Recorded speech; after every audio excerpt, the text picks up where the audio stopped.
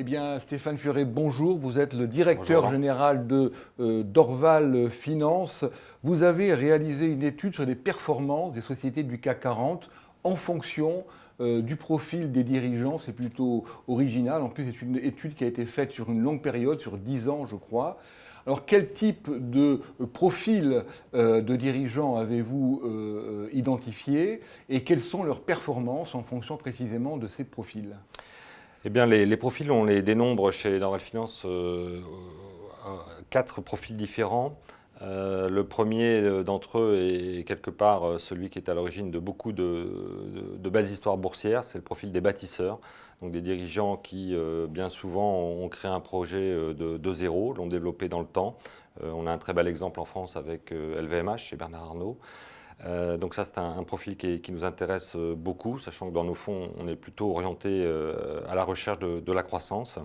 Ensuite, nous avons le profil des dauphins, très très représentés dans la cote en particulier française. Les dauphins, en règle générale, ont passé une vingtaine d'années dans le groupe qu'ils dirigent au jour d'aujourd'hui. On fait un peu la tournée à la fois des filiales, des différents services. On a une stratégie assez claire qui a été Donc, le mûrie. dauphin, c'est celui qui est préparé en Oui, interne. absolument, qui est cornaqué par un mentor C'est et ça. qui est épaulé. Et puis un beau jour, on lui lâche les rênes. D'accord. Et donc là, Mais on le voit venir, boursièrement, on le voit on le venir, voit ça se venir prépare. Ouais. absolument. Et boursièrement D'accord. parlant, il y a plutôt des bons résultats en termes de croissance bénéficiaire D'accord. parce que justement, la stratégie était bien peaufinée D'accord. avec une longue période passée en interne. Troisième profil, ce sont les héritiers. Alors là, peu d'exemples sur le marché boursier parisien. On peut noter François-Henri Pinault chez Kering principalement. Il y a eu Danone Et pendant. Danone, effectivement, sur l'historique. Et puis aussi Bouygues.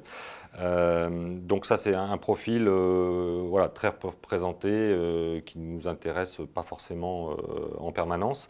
Et puis dernier profil, là, on va dire en étant opportuniste, le profil parachuté, où on vient chercher le dirigeant pour une compétence très précise, parce qu'il a réussi sur un challenge particulier. Alors on a beaucoup de bons exemples sur le marché français, historiquement Patrick Cron chez Alstom, également l'ancien ministre de l'économie chez France Télécom et également chez Atos pour Thierry Breton. Et puis spécifiquement l'exemple qu'on aime bien au jour d'aujourd'hui, qu'on a dans nos fonds, qui est Michel Favre, ancien directeur financier du groupe Rexel, qui est particulièrement bien opéré en ce qui concerne la profitabilité de ce groupe au moment où il y avait une crise, où le chiffre d'affaires baissait. Et donc, il exerce maintenant ses talents chez Faurecia, qui était un des gros Absolument. équipementiers mondiaux, mais aussi un des moins profitables. Et on voit que le marché a compris que finalement, l'arrivée de cet homme allait pouvoir renverser la vapeur du bon côté.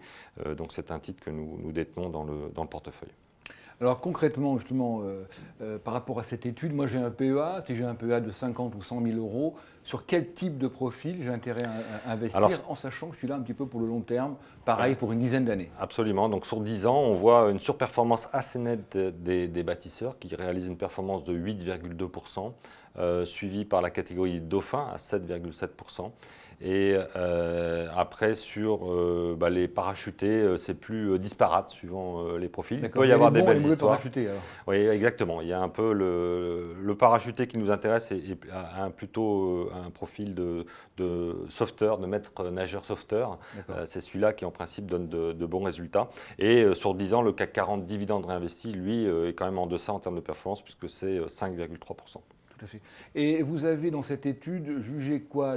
La rentabilité? Quels sont les critères que vous avez Alors, les retenus critères que l'on en analyse dehors du cours de bourse? absolument chez chacun des dirigeants sont à la fois ses aptitudes à développer le chiffre d'affaires, la croissance organique dans la durée de sa société, mais aussi parce que c'est au premier chef ce que le marché boursier valorise le mieux, les analystes également, sa culture de la marge, son aptitude à faire une croissance visible, rentable et la plus haute possible dans la durée. D'accord. Alors, je reviens à mon PEA. Si je cherche 4 valeurs, donc chacun des profils, qu'est-ce que vous me conseillez aujourd'hui? Au jour d'aujourd'hui, dans la catégorie bâtisseur, nos fonds sont des fonds multicapitalisation. Donc, on fait passer ce profil, ce filtre à la fois dans les valeurs moyennes et dans les grandes valeurs. Sur la catégorie bâtisseur, c'est une catégorie globalement qui est assez bien valorisée par le marché. Donc là, on a une bonne idée toujours dans les valeurs moyennes, qui est Solution 30, qui est une société qui va participer là, au renouvellement des compteurs électriques en France, avec son président, monsieur Fortis. Très gros contrat, un appel d'offres dont les résultats devraient bientôt sortir. Sur le profil Dauphin, donc là, on est favorable sur Saint-Gobain, avec une reprise des permis de construire qui vont arriver, des nouveaux projets aidés par la baisse des taux. Donc on sait bien qu'il y a un décalage. En bâtisseur, on va chercher une petite boîte plutôt? Oui, au jour d'aujourd'hui. Encore une fois, nous, le prix est un critère important aussi pour la sélection des investissements. Saint-Gobain. Et puis dans les parachutés, comme je le disais, Faurecia, ça reste une idée intéressante, pas encore trop cher en bourse. On pense que le marché est encore en deçà de la vérité sur les futurs profits de l'entreprise. Donc malgré le parcours qui est déjà très bon, sur le moyen terme, on peut conserver cette valeur. Eh bien Stéphane Furet, merci. À bientôt pour un nouveau Focus Bourse sur le Figaro. Merci Roland, à bientôt. Merci.